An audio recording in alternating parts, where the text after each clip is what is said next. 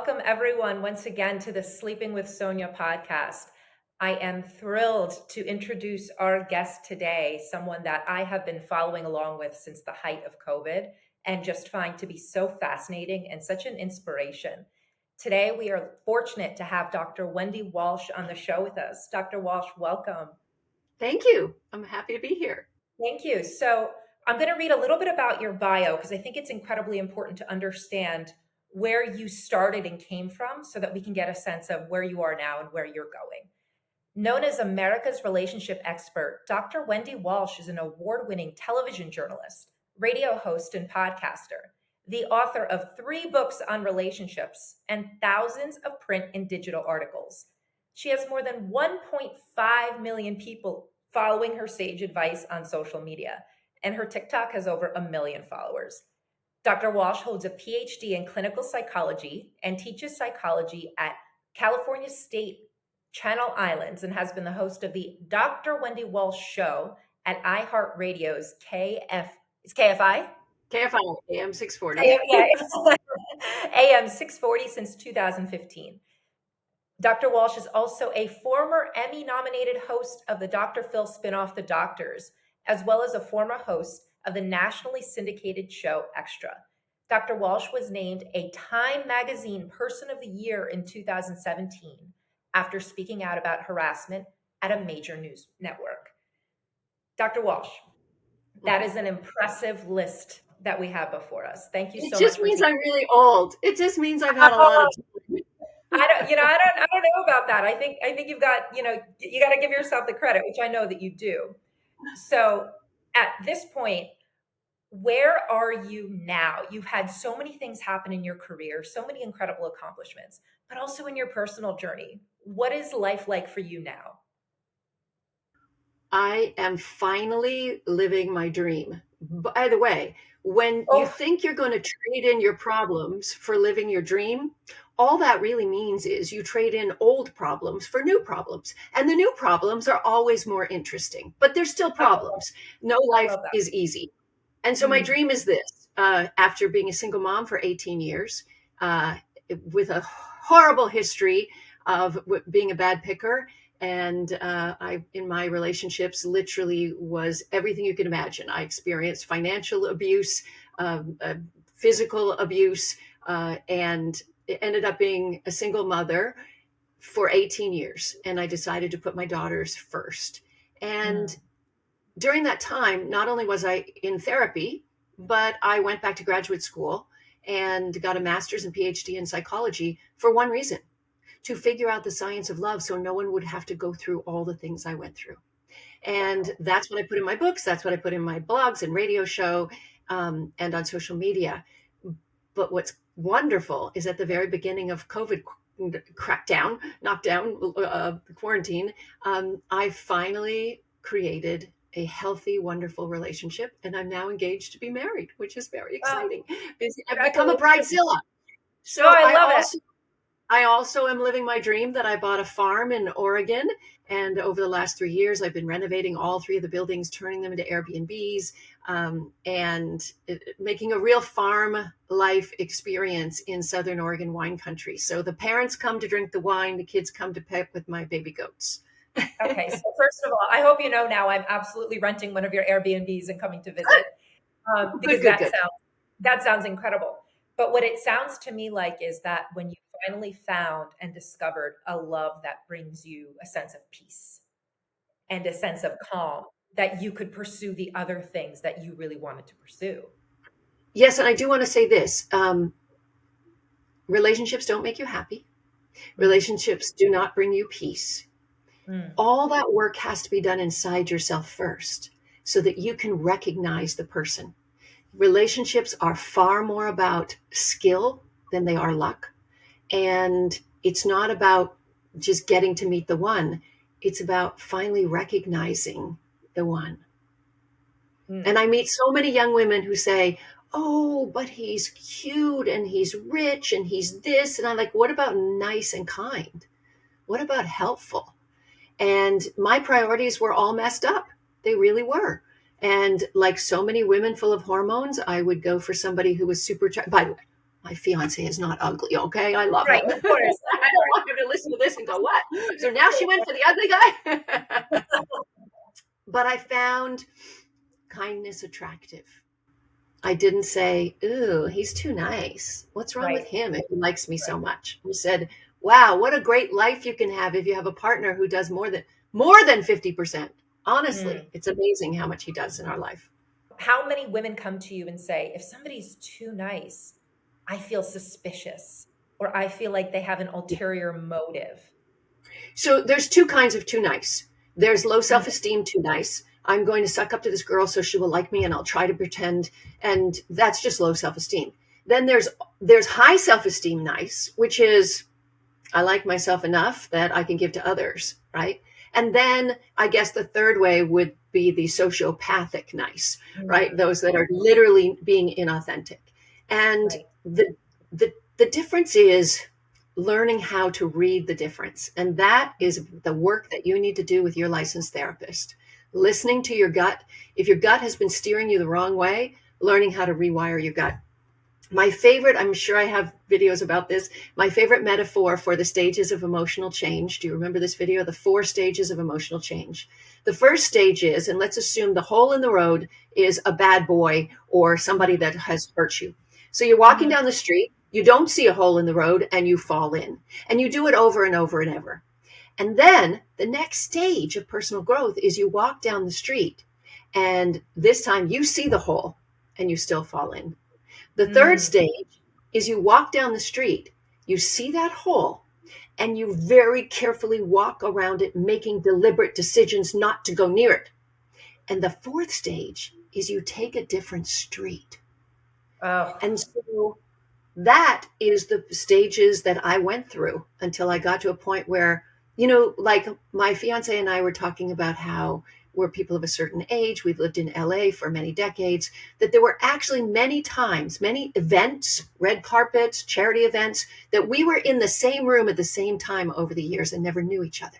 And holy. he said, you wouldn't have been interested in me then. And he's absolutely The right. timing would not have been right. Yeah, You would not have been in a I position wasn't to ready. receive what he offers. Mhm. Exactly. So, all too often it sounds like, in theory, if we know better, we should do better and we should make those choices. But it feels so easy to fall back on those habits of what is it about that bad boy that makes us feel so attracted to them? Well, not everybody is. First of all, it's our unconscious drives the car. And it would be lovely if we could all make intellectual decisions that say, this is more appropriate for me. I should do this. Instead, we have this emotional drive. And inside, we all have an attachment style that usually is outside of our awareness until a therapist helps bring it to our attention. And so we're operating on a system in the blind, in the dark, reaching out to inappropriate partners. Love is not about finding pleasure. Love is Mm, about finding the familiar. And if the familiar in your early life was filled with criticism, abandonment, pain, you're going to be attracted to people who bring you those things because that's familiar to you and that's what you believe love is. So taking a risk and learning how to choose happiness is hard for many people. So, what would you say is the most direct path? Obviously, therapy is going to be critically important, especially if you've had a background or a childhood of, even in a loving childhood, in a loving home, right? You're going to have different styles of communicating with other people and you're going to receive love differently. I always, my biggest red flag, by the way, is if somebody says to me, I had such an idyllic childhood. Because I Hmm. used to say to my friends, I had a leave it to beaver childhood. My parents stayed together, and this is not what it's about. It's about Right. parenting style in the first 12 months of life when you don't remember anything, right? Mm, And also, when people are saying their life was so idyllic, the very act of going from completely dependent newborn to completely independent adult is a darn painful one. And so mm, to say you had a perfect or happy childhood is impossible. It's very dismissive. It's very avoidant. A right. healthy response would be, I had a pretty good childhood. My parents did the best with the tools they had. I mean, definitely my dad made some mistakes here and my mom there, but we have a good relationship now. That's a healthy way to talk about your family of origin. Not, I had a happy childhood, or I had all is bad. It was all trauma, right? Really? How did you get to be here and be alive if 100% of it was bad, right? There has to be that middle ground. How can you gain more insight as to your own attachment style? Is there any sort of a rolling blueprint that you can get started? If somebody's listening and they say, my gosh, I know that I tend to run away when I get really close to someone in a relationship. Why am I doing this repeatedly? Or I scare them off with too many texts and calls, right? Mm, Well, the thing is, if you've had a series of quote unquote bad relationships, I want to tell you there is a common denominator in all of your relationships, and it's you. mm, So, therefore, we do the picking and we do the choosing. I also want to remind people that the relationship, the psychological system of a relationship, is probably set up in the first 3 minutes of a first date. The unconscious does a handshake with each other. Cool. You're going to treat me like my abandoning dad? Great. You're going to be like my smothering mom? Wonderful. Let's go. What movie would you like to see?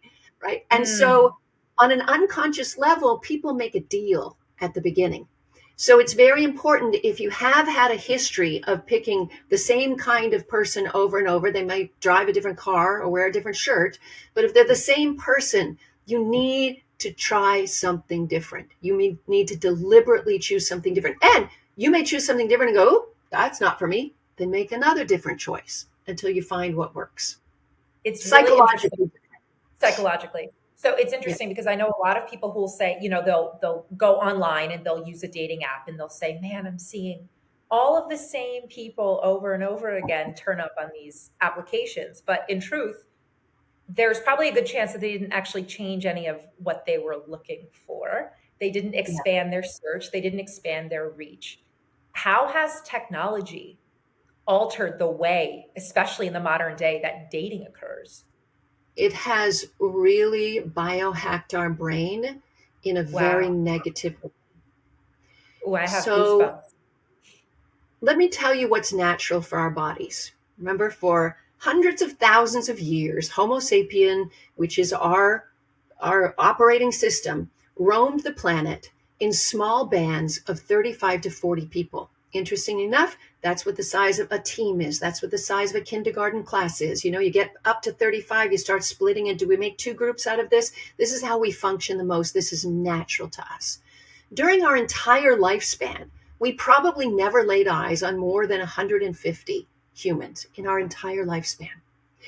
We never had sex with a stranger, virtually never.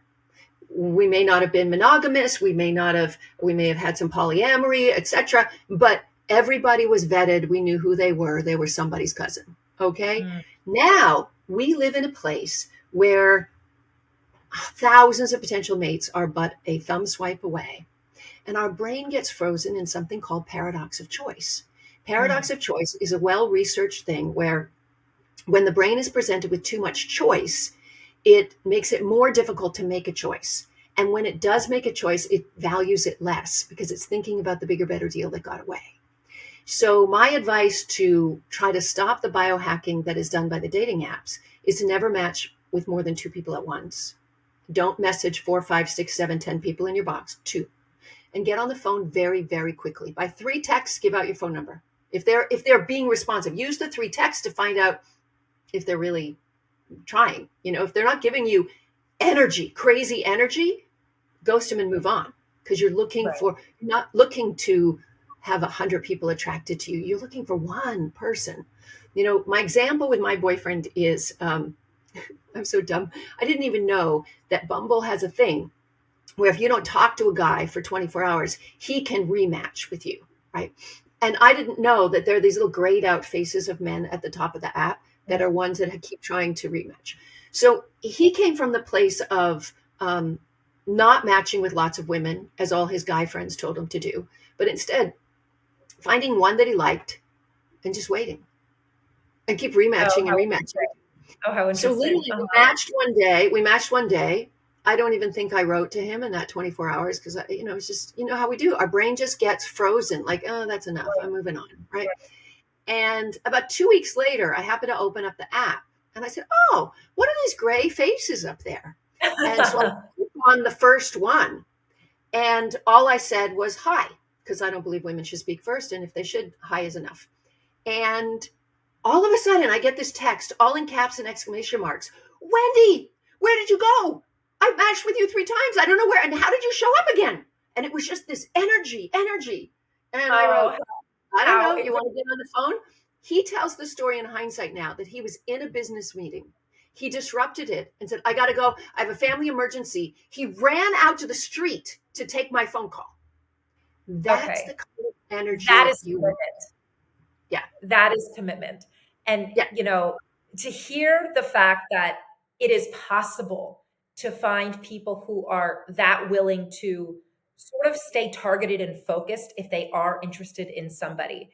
I think it's really eye-opening and important for our listeners to hear this because there are so many women out there who I know have really focused on becoming independent, focusing on their careers, getting to a position in life, and now they say, wait a second, I think I'm a really great catch. How come there's nobody who's willing to commit? It seems like they can find lots of suitors, but not lots of partners. Right. So let me explain. There are a couple things going on right now. Right now, we have an oversupply of successful women in the mating marketplace. So women need to, if you find a guy who will commit, grab him, first of all. Second thing, I Mm, need you to and rethink your idea of a power man because patriarchy swims in our heads too. And so what happens, there's research to show that the more education a woman has, the more money she makes, she wants a man who makes even more money, right? And she still has a Cinderella complex in her head. And it's like, mm, wait, you just became the perfect partner. Now you get to choose a mate who's going to support your life. So your idea of a power guy might be a guy who can power a stroller. It might be a mm. guy who can fix things and do laundry. Honestly, when I was young, thought that I literally had such patriarchy in my head that I thought men who did housework were feminine in some way. It really bothered me. I had these weird ideas about masculinity in my head. They're supposed to be making money and having great sex and doing sports and following. That's what men are. And now I have a guy who folds my underwear to perfection. I Mm. have a guy who loves to do dishes. I love to cook. I hate doing dishes. After dinner, I take my glass of wine and I go over to my Netflix and I hear him in the kitchen washing all the dishes. And he's still all man to me because I had to shift my own head around this. Obviously, gender roles can be flexible when it comes to bedroom life, but he's definitely very, very masculine in that area. But I had to get out my idea of masculinity. And I ended up with a fabulous feminist man who's a huge supporter of me, as I am of him in his work and career. You know, it's just incredibly eye-opening to hear these conversations because it sounds like the themes that you're discussing that you were raised with and these gender norms that you embodied, there's something that still is a very common thread today. There's a very similar mindset among many women.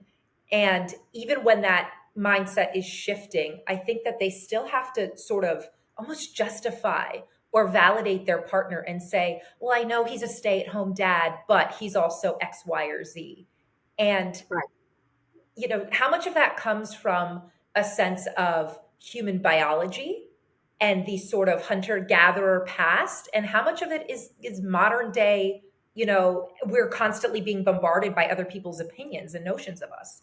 I think it's more patriarchy than it is. Mm, What existed in our hunter gatherer past? Women mm. gathered, and they gathered far more calories than the hunters. Hunters got a Oh, lot of attention. interesting. It was like bringing back a Super Bowl ring. They had protein and they shared it with the women in the campment. But also women hunted. Women worked as amazing trackers with men. They were great partners. The problem with, I love evolutionary psychology, it's my area. But from Darwin all down, they tended to be white men who looked at our ancient people through their own lens. Mm. And now that more and more women have gotten into the field, we're starting to understand that there's a lot of these notions are really patriarchy. This generation of young women who have been challenging gender roles at the workplace, it surprises me that they haven't been challenging them in their personal lives. But I also put half the onus on men because there is a group of men who are intimidated by strong, powerful women.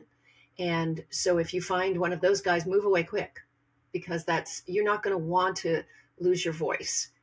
As I said to my boyfriend, this is the first relationship in my entire lifespan where I can literally be myself and be authentic. And he loves big mouth women. So there you go. It's what do you consider now being yourself? Now that you're here in this position where you've had this stellar career and you still continue to deliver all of this incredible information and insight, what does happiness feel like for you right now? What are your current goals that just feel good? I don't know if what I'm going to say is about mental health and getting back to nature or ageism, but I spent like 7 hours yesterday gardening, and I just felt so happy. And then I made myself a very healthy dinner, and I took it down to my riverfront, and I sat alone by my river, listening to birds. And I thought to myself, because what a neighbor told me once, they saw the animals use the river as the corridor, the traveling corridor, that they saw a bear down there once. And I thought, if I see a bear, I would just, throw him some of my chicken and be calm. And that's my happy place, and being in nature. And every time I live 50% of the time in LA and 50% of the time in Oregon. And as soon as I get back to LA and I sit in the traffic on a freeway where I was for 30 years, I just feel like I want to throw up. It just Yep. feels so unnatural. I'm actually recording right now. The reason I'm recording at a crazy hour is that I'm currently actually in Bali for 4 weeks. Mm, I'm nice. based So it's a crazy yeah, hour for you, it's not a me. crazy hour. Yes, it's a crazy hour for me here. But as a nurse anesthetist, as my day job in the operating room, taking care of patients, giving anesthesia, and then having been here now for the past 2 weeks and just feeling so connected with nature and peace and hearing the roosters literally outside who are probably going to start crowing in a few minutes here. And even things like the rain is Yep. not an inconvenience. It's just beautiful to sit and to Yep. watch and to exist in that moment. And it just made me think, especially before our interview.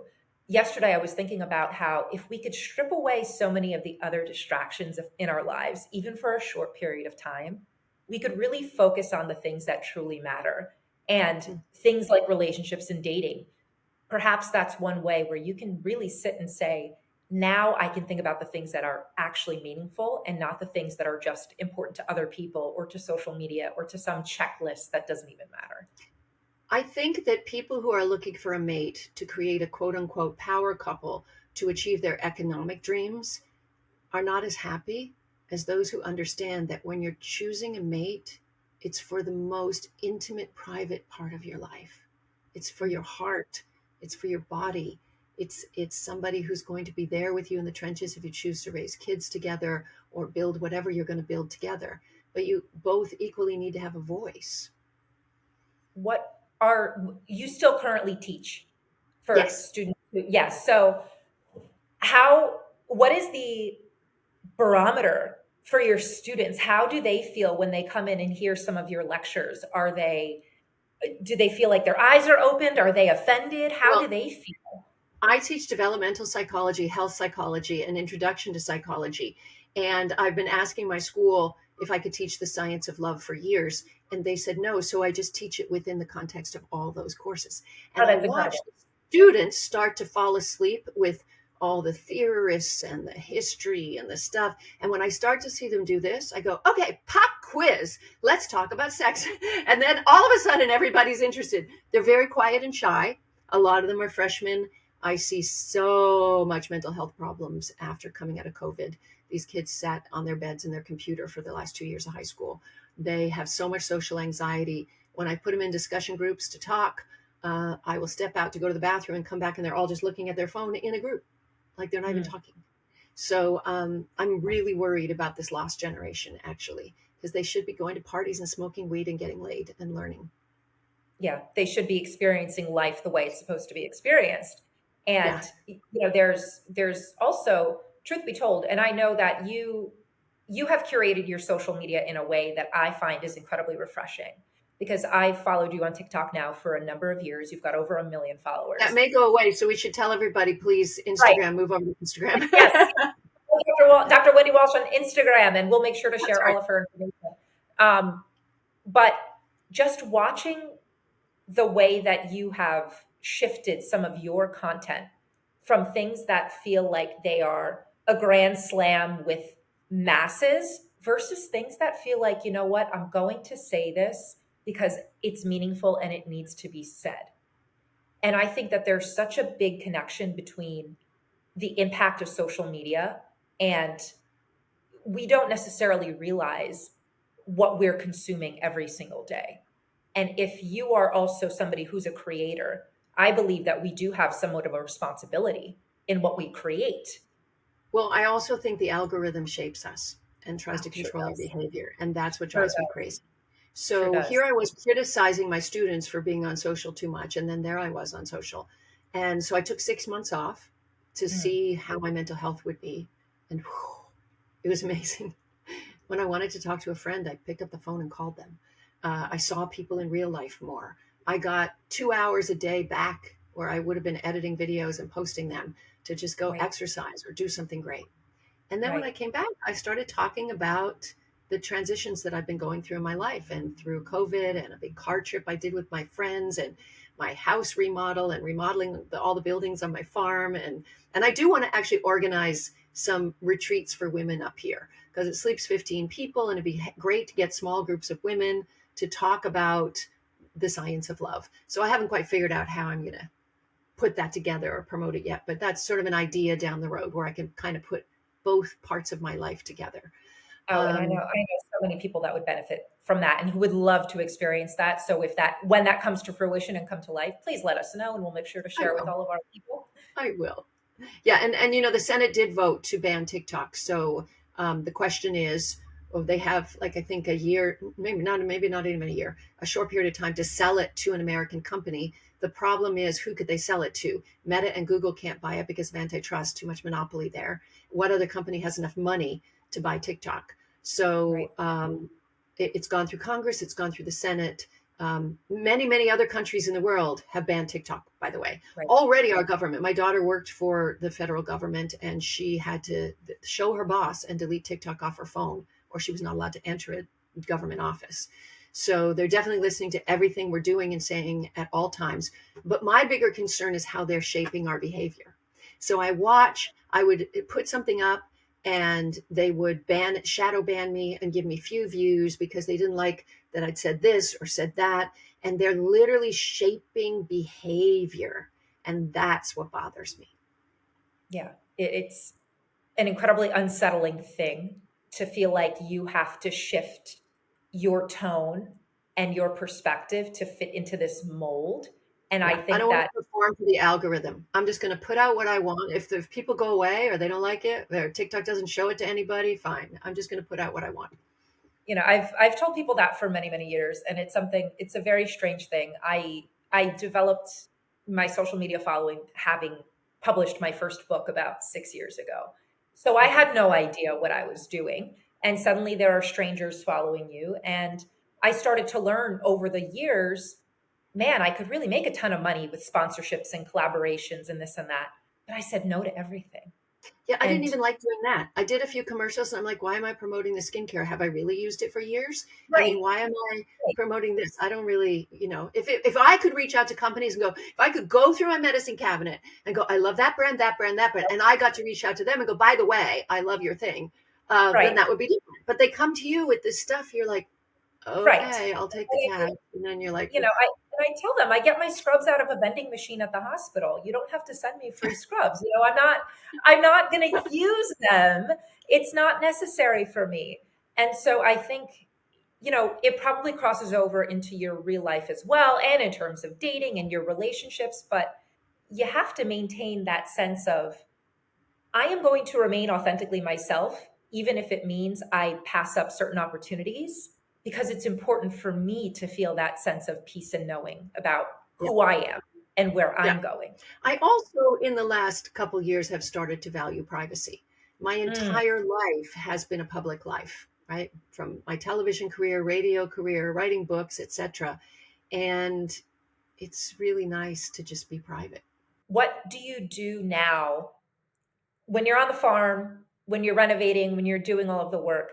How do you find the balance between the work that you love to do and also your personal self? Have you shifted the way the lens through which you see your job and your professional life now?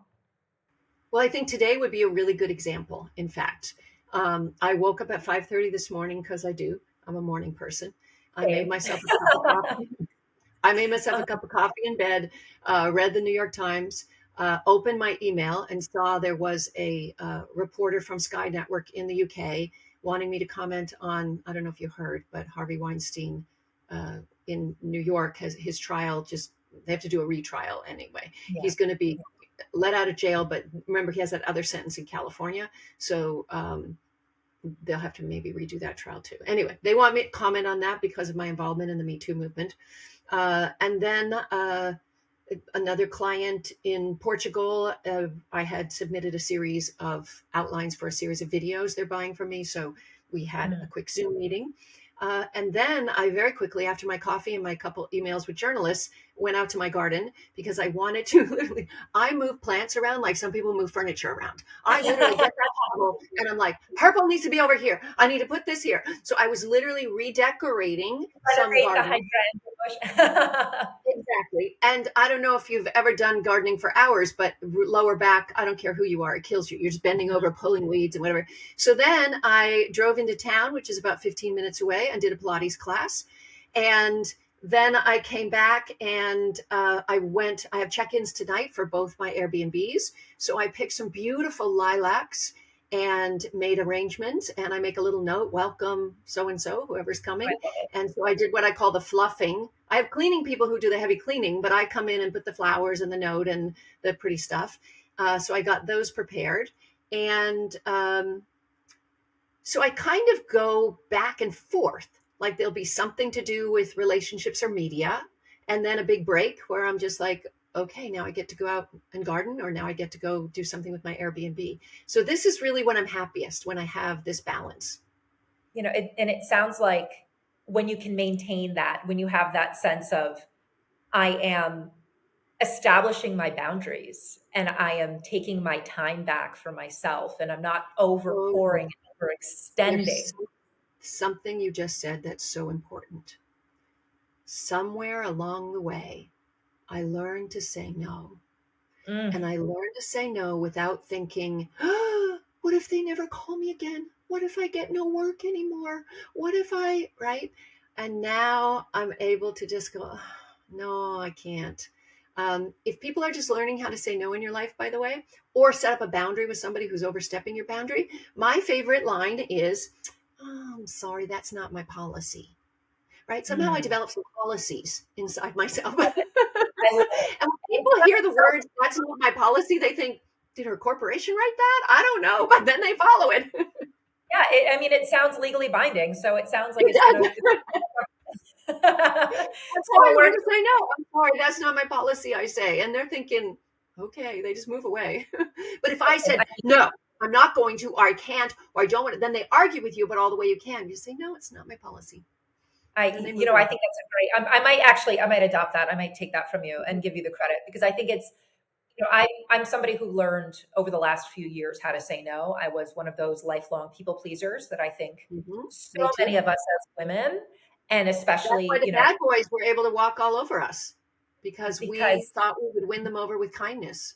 you could say yes and it was okay. And, saying no felt like a four-letter dirty word.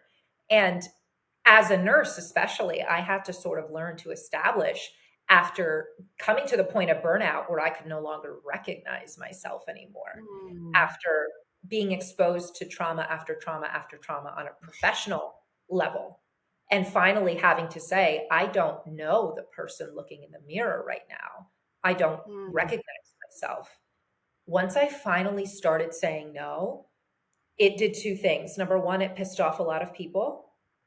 But number two, it also gained me more respect in my personal life, in my professional life, in all aspects of my life. When I said no and no without apology and without qualifying it, you don't have to give a exactly. reason. And without anger. Just, oh no, sorry. Mm, I have to tell you the biggest mistake that many women make in today's dating marketplace.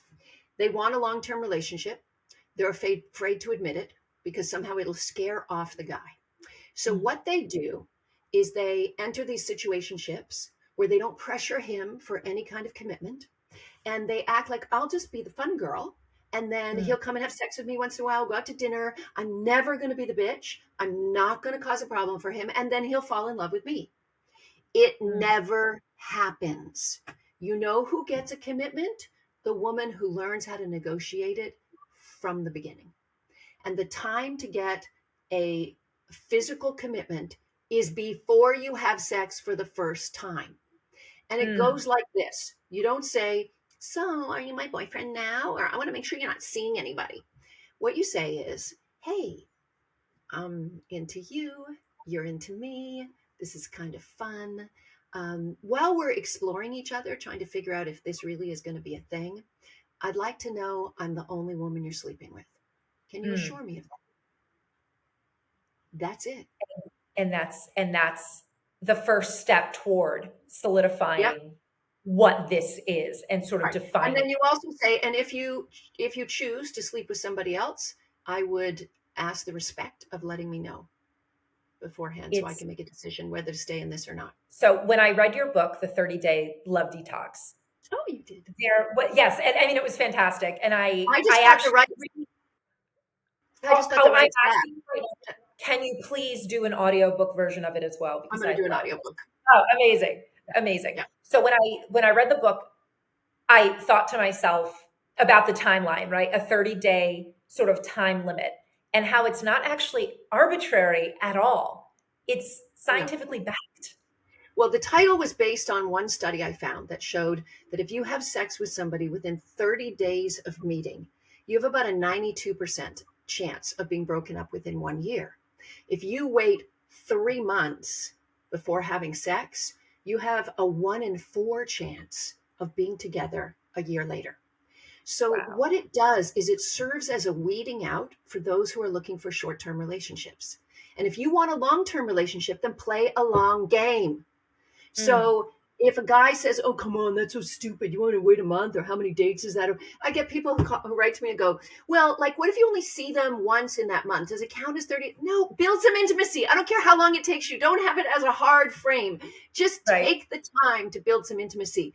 And if they disappear because of that, you should do the touchdown cheer because you've right. been able to eliminate somebody without exposing your eggs and bloodstream and your heart to them. And I think it's such a crucial reminder to women that, I've always said I don't believe it's possible to have sex without attachment. I know I'm not wired that I way. agree I with don't, you. I and agree. I think we have sort of convinced ourselves in these delusions as women that because we can be independent and successful and whatever, that we can also do the same the way men can. And that's just not possible. You know what I say? Adopting a male model of anything is not female freedom. Woof. Oh, I'm going to write that down. Yeah. Adopting a male model of anything, including sexuality, is not female freedom.